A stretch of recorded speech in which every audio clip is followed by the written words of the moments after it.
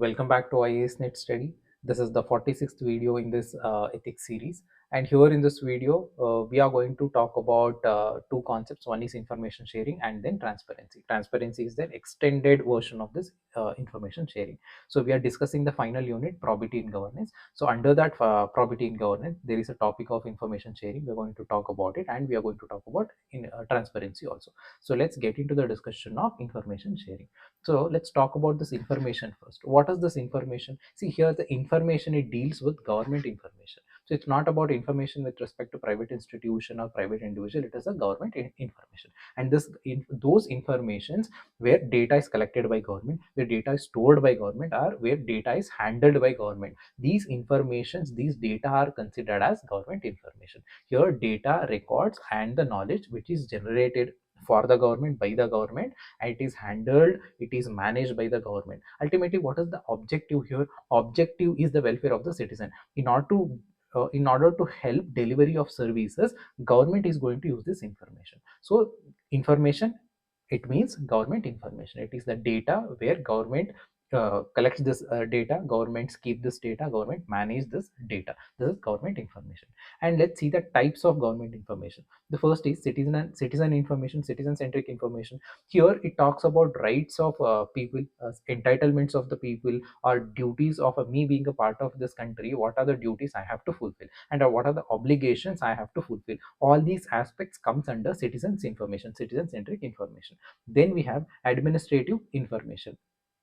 Administrative information, administration, especially public service, civil services, what exactly they do? Policy implementation. So in order to implement policy, we need planning, we need proper procedures, we need how exactly we need to manage the resources, and how exactly delivery of public services have to be done. All these things are handled by administration. So these, any information related to all these administrative tasks, that is mapped under administrative information. Then we have economic information and global information. Economic information is with respect to financial information, maybe budget, financial infrastructure, all these things. Global information, it deals with global trade, diplomacy, all these things. So economic deals with development, global information deals with diplomacy, trade, all these aspects. And then security information. Security information talks about national security and the public safety. And we have operational information. Operational information, say I am a civil servant, and in order to work as a civil servant, I need certain inputs. So the information which are required by me in order to execute, in order to operate my official capacity, those informations are called as operational information.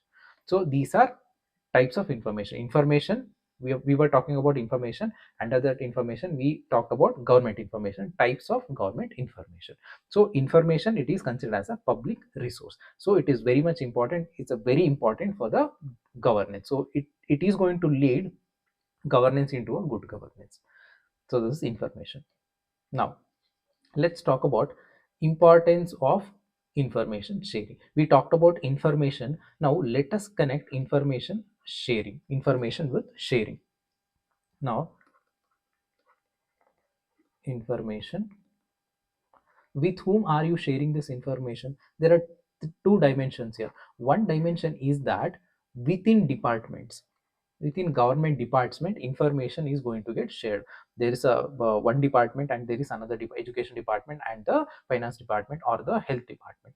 So information sharing of information between one department to another department, one ministry to another ministry, one agency to another agency, that is within in within government itself, within administrative agencies itself, information is shared. So this is one way of, one dimension of information sharing. Another dimension is that sharing this information with public, with people of the country. This is another dimension of sharing, information sharing.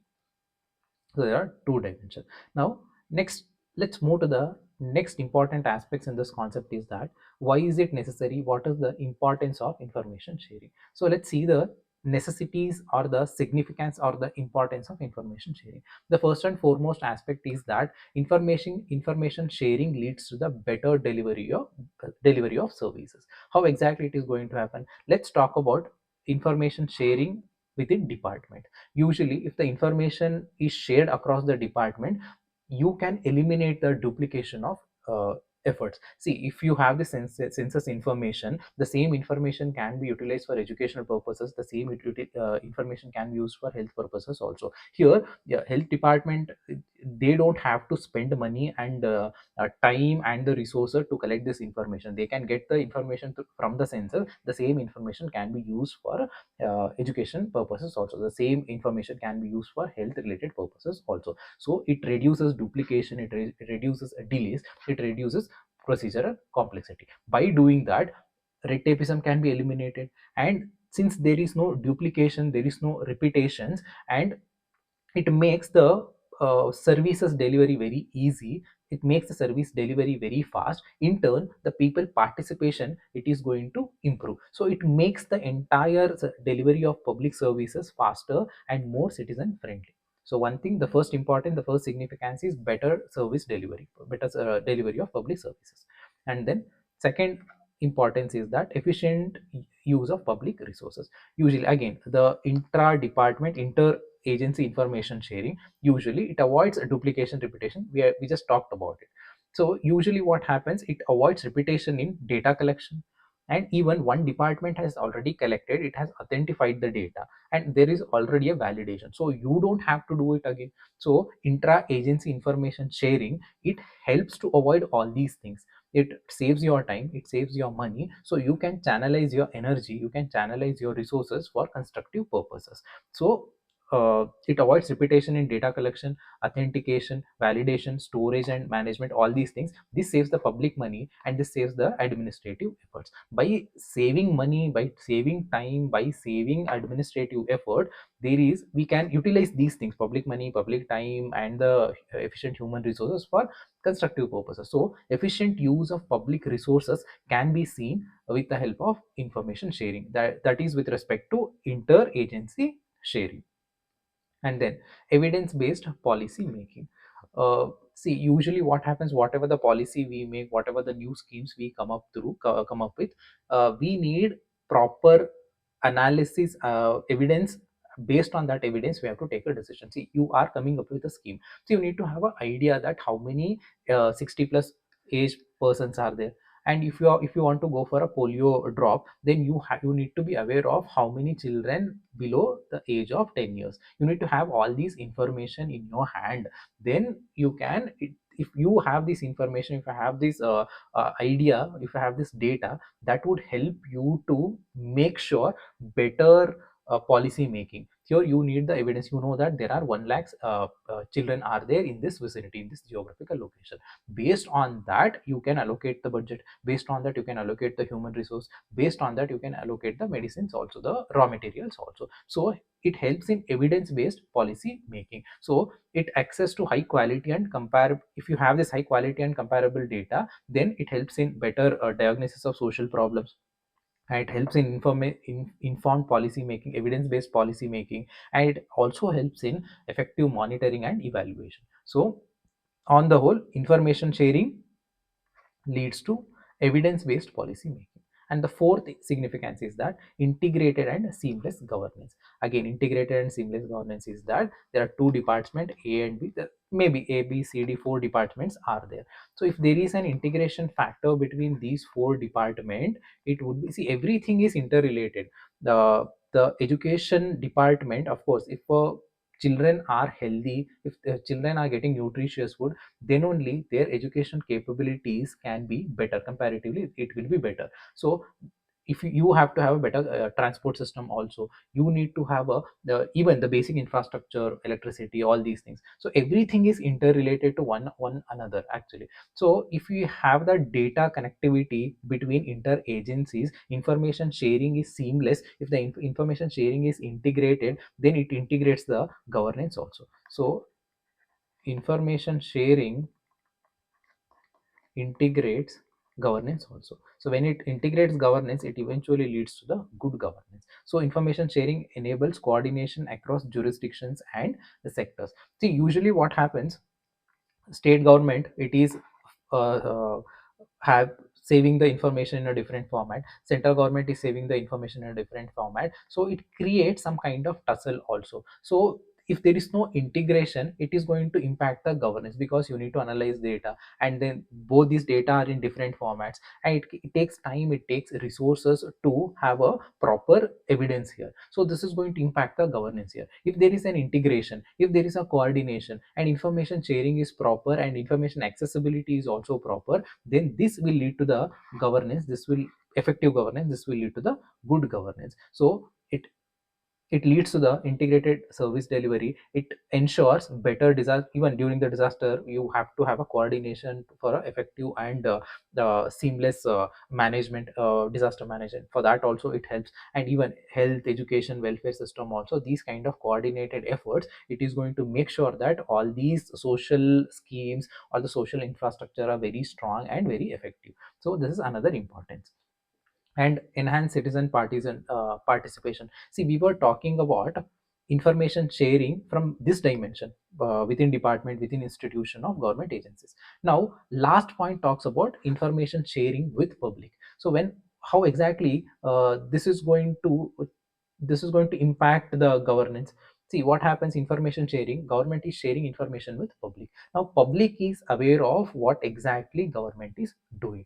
Now when public have this knowledge, they can participate in governance. So there will be citizen centric government, there will be citizens people friendly governance, people friendly administration. So people participation, it is going to be increased. So it going to enhance the citizens participation. When citizens have access to information, they can participate meaningfully in governance, because they know how much budget has been allocated, and how many works have been taken into the consideration, how many works are completed. All these information they will be having, so they can participate, they can question them. So it enhances citizen participation. And it accountability factor, because now the civil servants are the and the political representatives, both of them, they have accountability factor with citizens. They can ask question directly or indirectly. Accountability factor is in the hands of citizens. They can ask the question.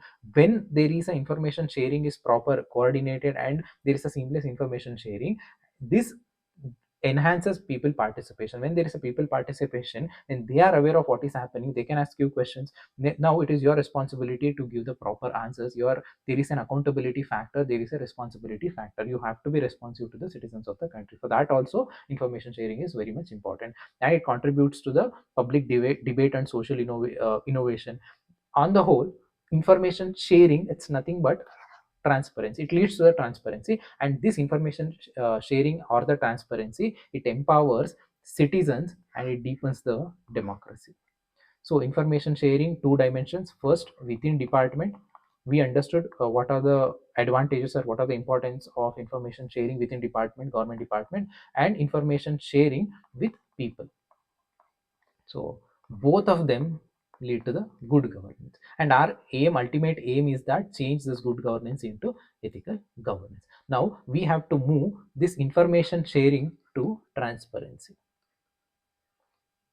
So this we are going to talk about in the next coming slides actually. So we talked about importance. Now let's talk about, we understood what are the significance of information sharing. Now what are the challenges, what are the obstacles, what are the barriers to information sharing? Let's see that, especially from an Indian perspective. So barriers to information sharing. The first barrier is that cultural and attitudinal barriers. See, if you look at the Indian administration, there is a culture of secrecy, and this culture of secrecy, there is a historical factor to it. Even during East India Company, even after the British, they took control of administration, this culture of secrecy has been maintained, and this has been continued even now. Even though we have RTA and all, and RTA, even it was passed in 2005, people have this right to information now, but still the culture of secrecy has been it has been maintained in the administration, it has been maintained in the civil services.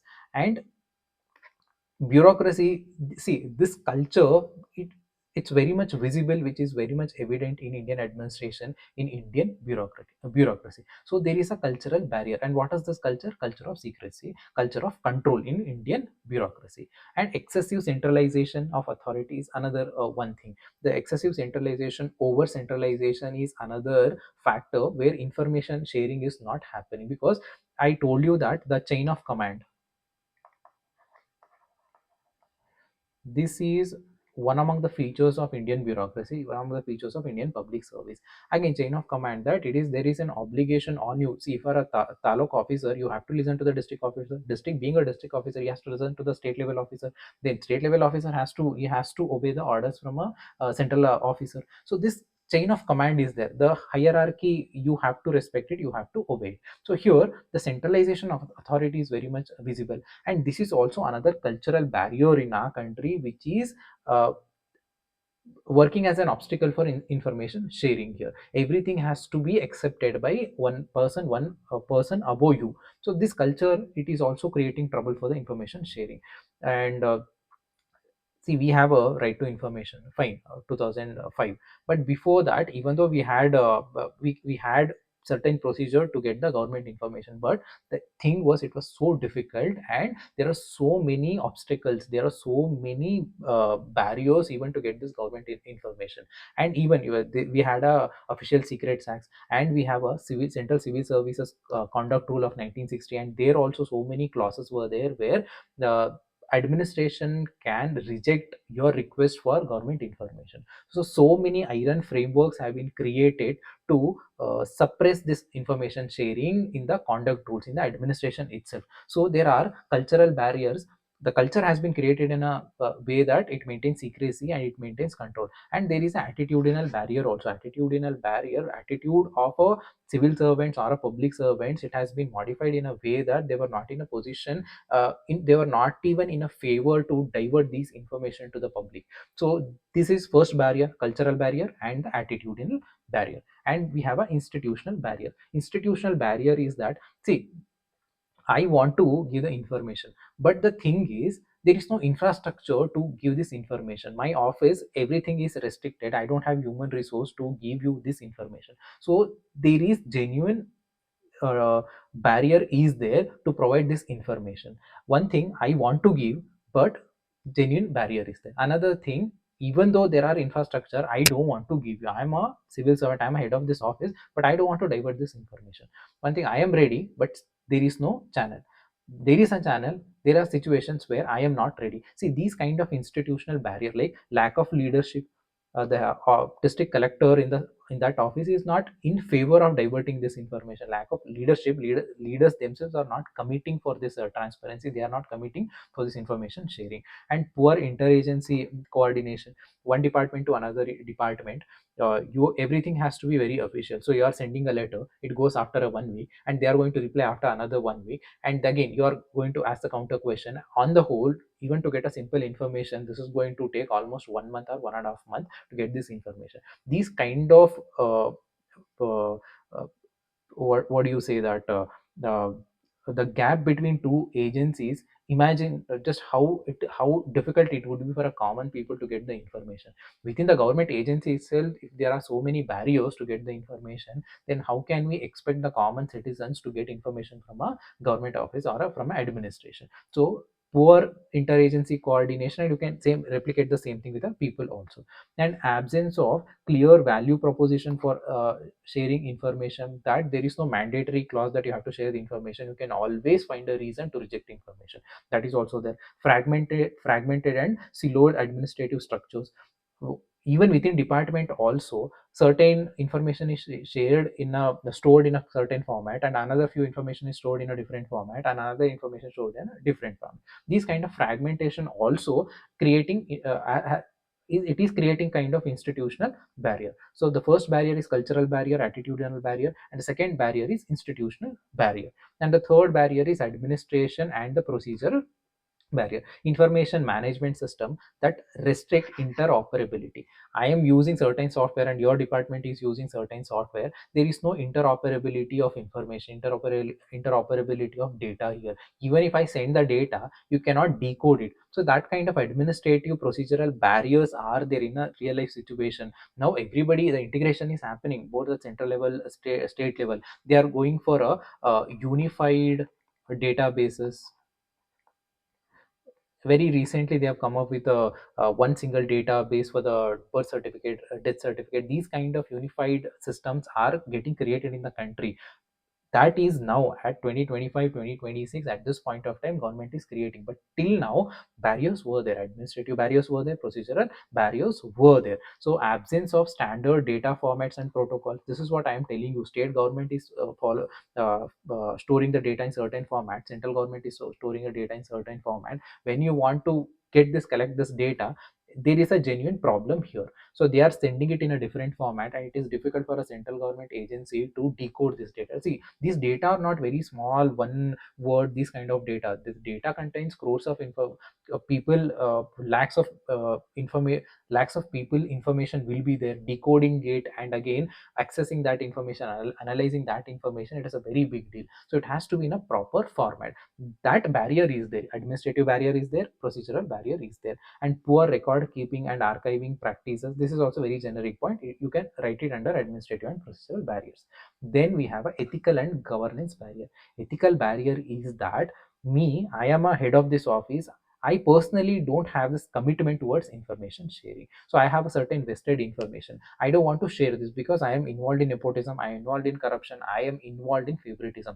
Because of that, because of my personal benefit, I am not favoring the information sharing. So there is a ethical barrier, there is a governance barrier here, because there is a fear of scrutiny for my conduct, there is a fear of accountability factor for my conduct here. So for that reason also, I am not open for information sharing. This is another barrier, ethical barrier. Then comes technological barrier. Again, because of lack of infrastructure, because of digital divide, because of these and there is no data protection, because of these issues, it is creating some kind of barrier between department to another department, and even with uh, uh, civil servant, with civil services institutions and the public also. So because of this technical barriers, like lack of infrastructure, lack of human resource, or a lack of cyber literacy, like low digital literacy, all these are certain technological barriers. These technological barriers are also impacting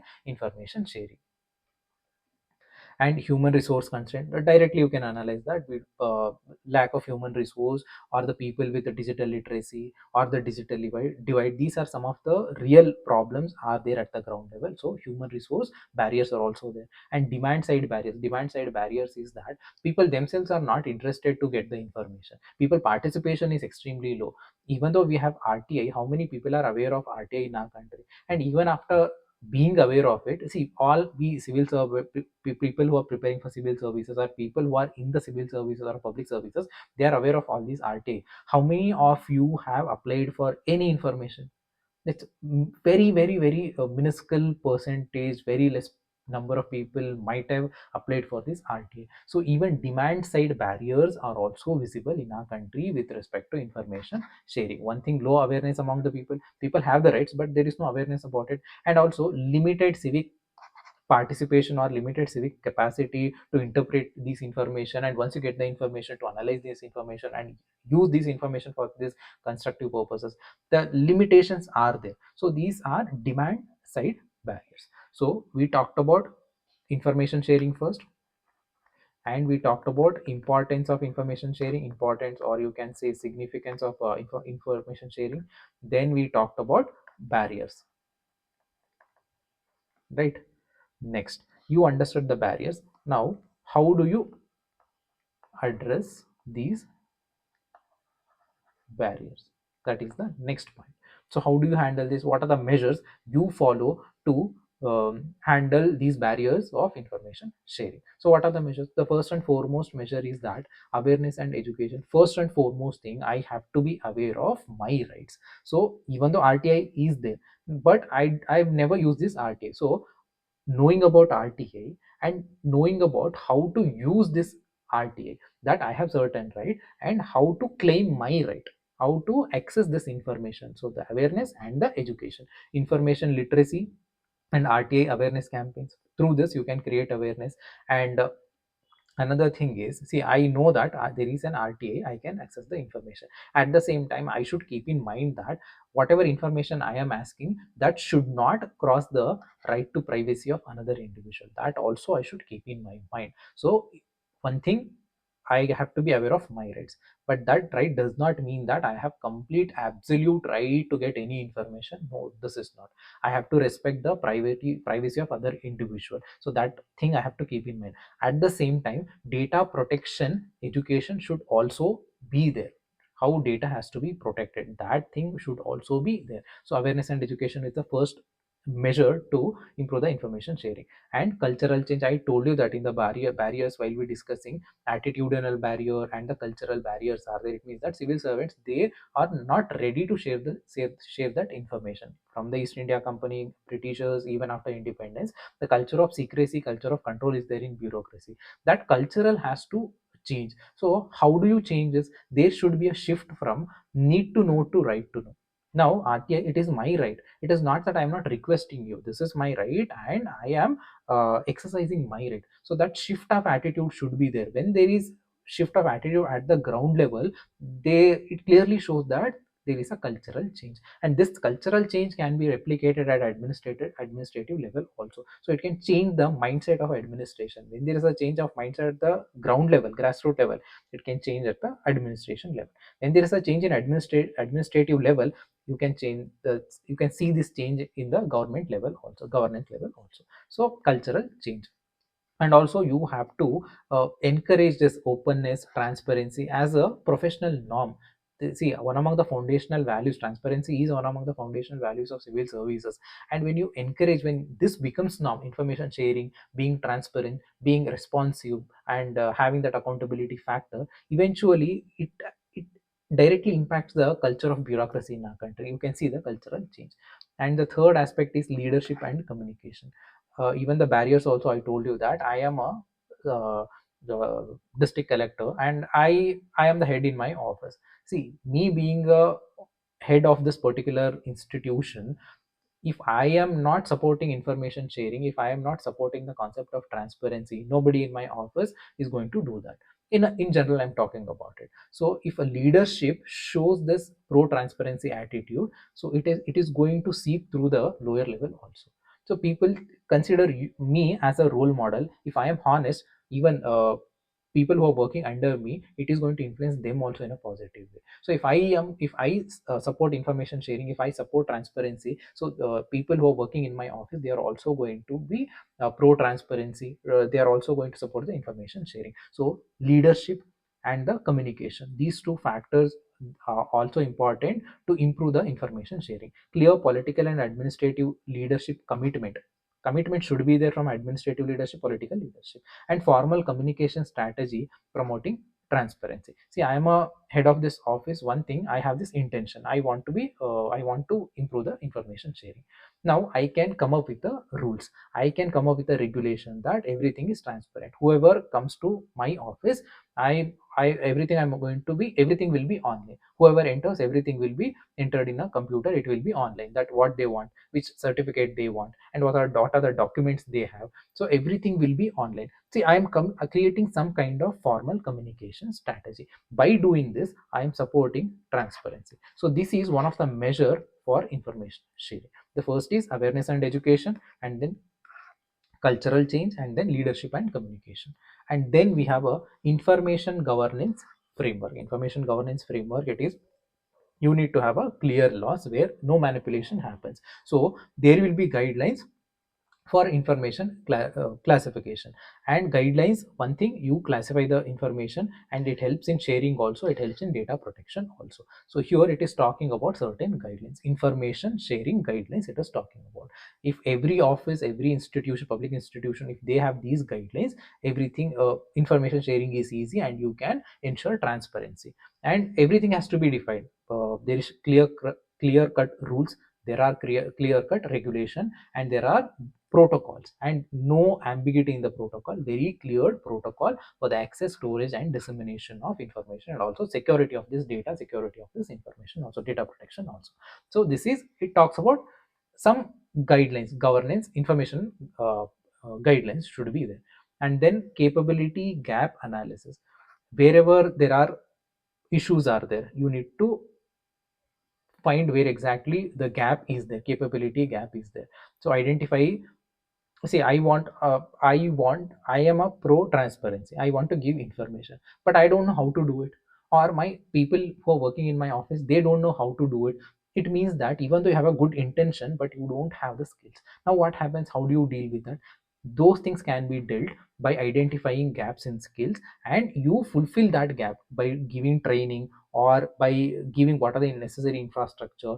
Make sure that that gap is filled, whatever the way, whether it is the infrastructure, whether it is skill, or whether it's some kind of a third party involvement, whatever it is, wherever there is a capability gap is there, you need to analyze that gap and you need to fill that gap to continue the information sharing, to enhance the transparency here. So target the training and capacity building. So this is another measure to improve the information sharing. And then we have a technology and infrastructure, the same thing. I even for the information sharing also, you need to have this infrastructure, you need to have the technology. Digitalization of records should be there, and interoperable platform. State government, central government, all the different department, let every department use the same software.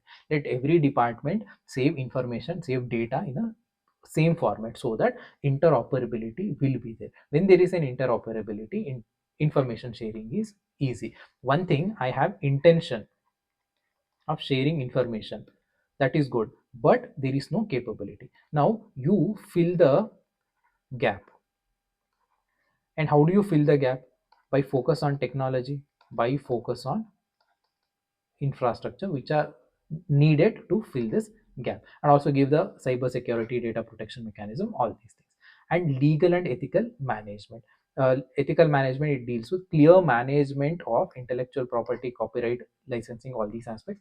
And balancing, see, ethical management is that I told you that one side data information sharing, another side you should not impact the privacy of an individual also. So balance this transparency with privacy and transparency here, that has to be there. And also balance the security and the national interest. By under the ambit of information sharing, you should make sure that it should not compromise with the public safety, you should not compromise with the national security, you should not compromise with the national interest. Everything has to be balanced. So that balancing is also very much important with respect to information sharing. So these are some of the measures to improve the information sharing,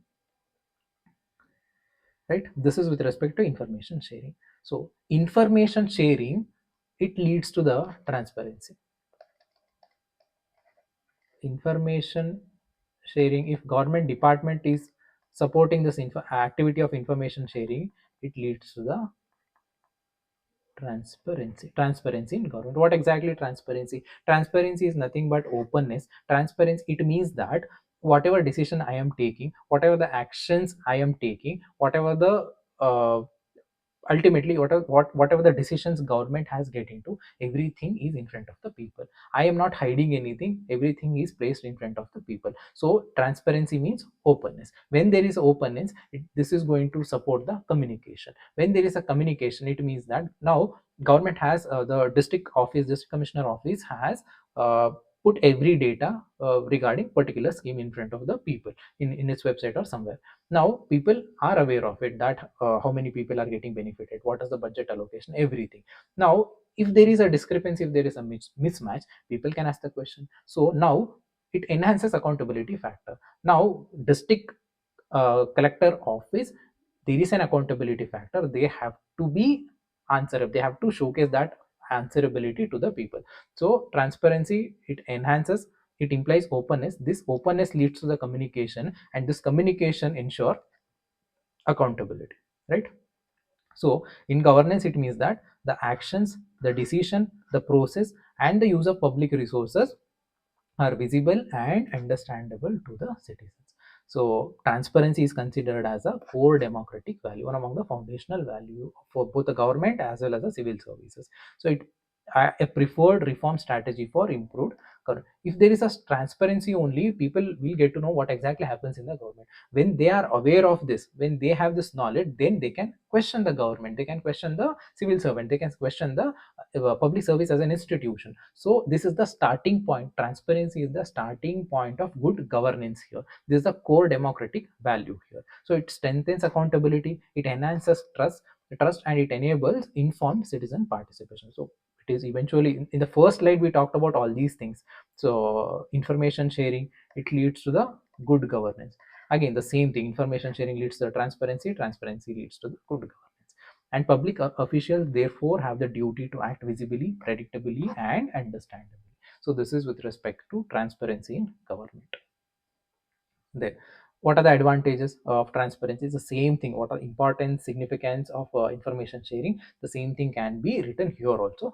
There we have talked about 5 6 points in a detailed analysis. Here in a simple format I'm talking about importance of transparency. So this transparency enables citizens to know what government is doing. This transparency makes public institution answerable for their action, accountability. This empowers civil society and media to act as watchdogs, because they are, media is aware of what exactly government is doing. Something is wrong, they can question. And reduces scope for corruption and abuse of power. In a simple way, importance of information sharing, there we discussed in a detailed way. Here, importance of transparency, we are discussing in a bullet points in a 4 format. Thus transparency is not just an administrative openness. Transparency in under good governance, transparency is one among the pillars of good governance. So here transparency is not only for effectiveness, not only for efficiency, it is a ethical commitment. Because transparency, see, with public servants, public service as an institution is enhancing transparency, it means that they are upholding accountability. People can ask the question and they are ready for it, they are ready for this openness. So this is an ethical commitment to respect citizens wish. Now citizens, when they are open, when they are respecting this accountability, the citizens participation is going to happen. From good governance, it will lead to ethical governance. It is an ethical commitment towards the public.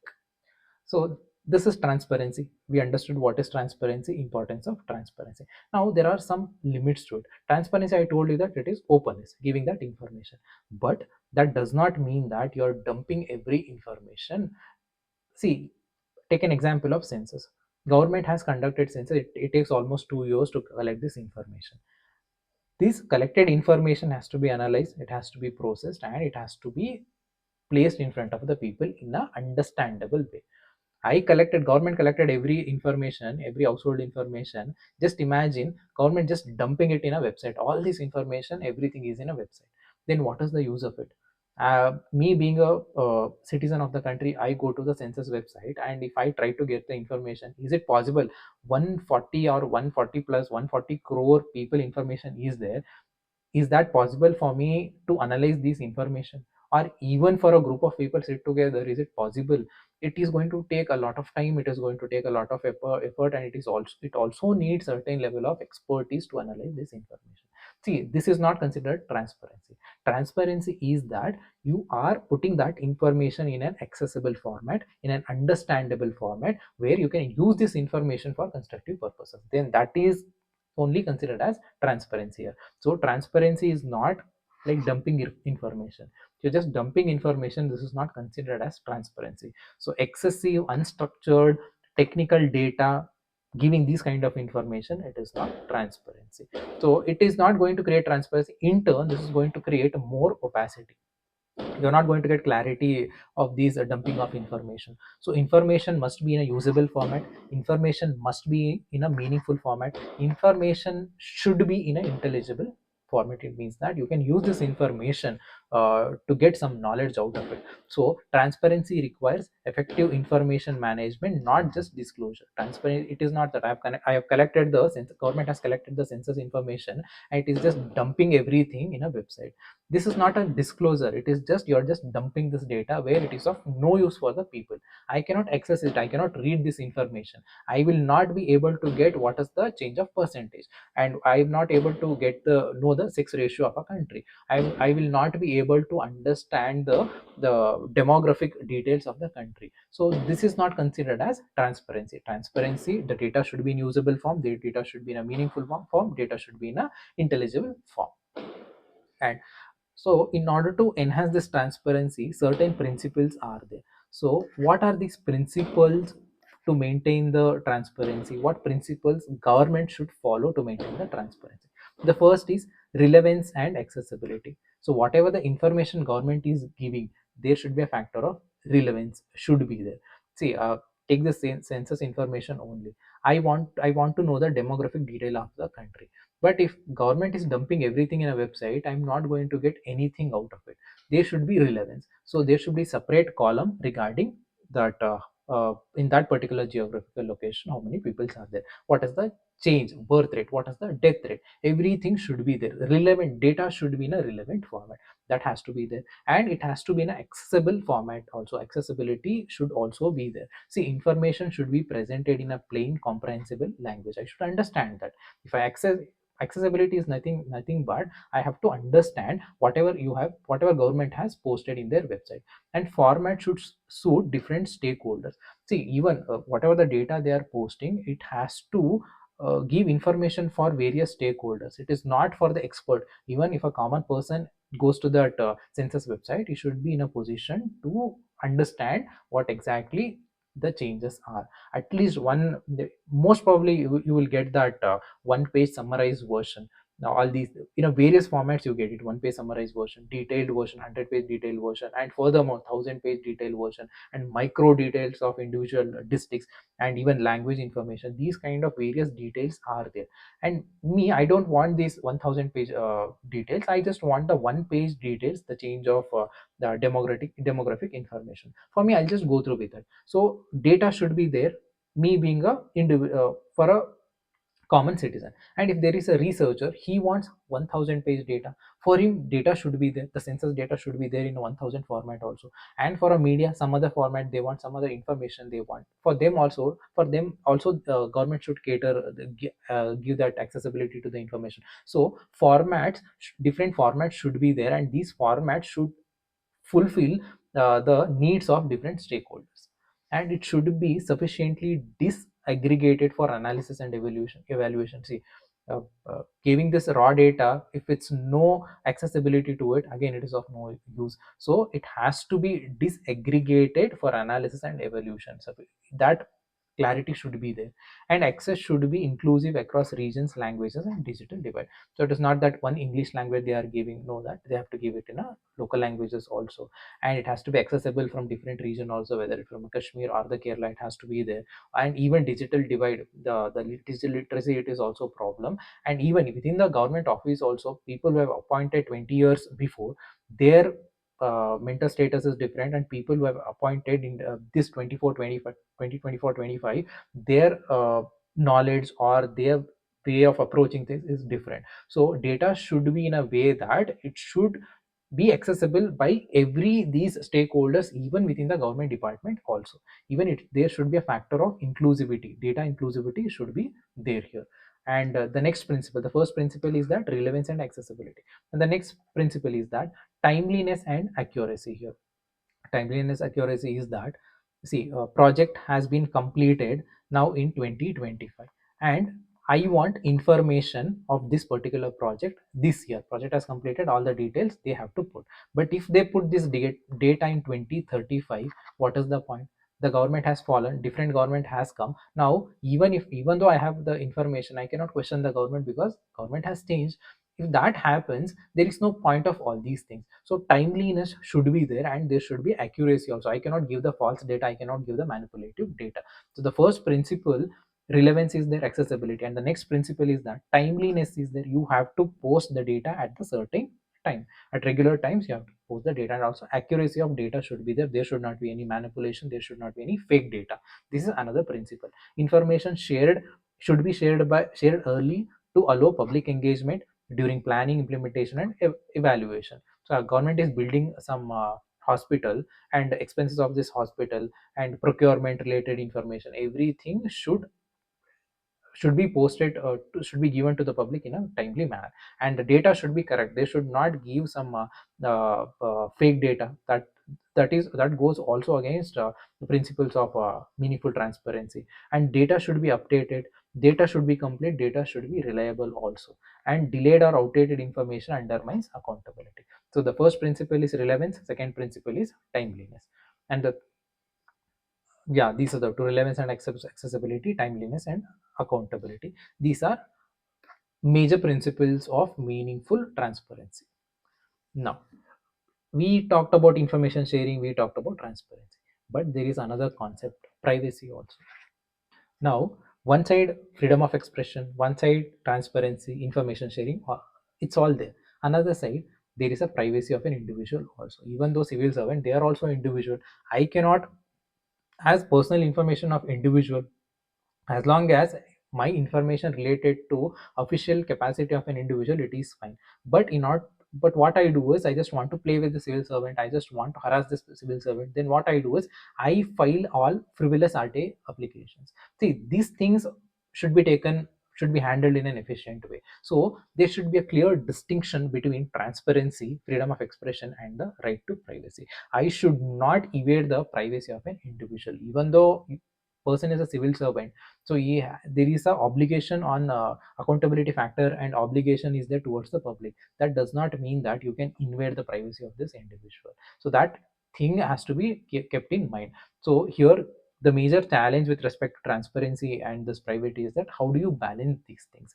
Right to information, freedom of speech is one side, and right to privacy and data protection is another side. So that balancing is also very much important here. So unrestrained transparency is also a problem, that I'm giving 100% transparency. Usually what happens, it violates the public dignity, the public servants dignity, personal dignity, or people representatives, their personal dignity can be impacted. See, once that happens, their moral is going to come down, and eventually what happens down the line, the efficient public servants, efficient personality, dynamic personalities, these things will act as, these things are going to act as a ripple factor. I am, no, now I am not even interested to enter the civil services, because number of RTA applications, RTA queries can be filed, and my personal information and my private informations can be taken out, and it can be made public, and it can be it can violate my personal dignity. So this aspect is also going to be taken into the consideration. So the balancing factor should be there. So, and also national security is also there. One thing transparency, another thing, another national security, national interest, they have public safety, these things also should be maintained. So the sensitive data, those sensitive data should not be exposed. The privacy of an individual has to be maintained, dignity of an individual has to be maintained.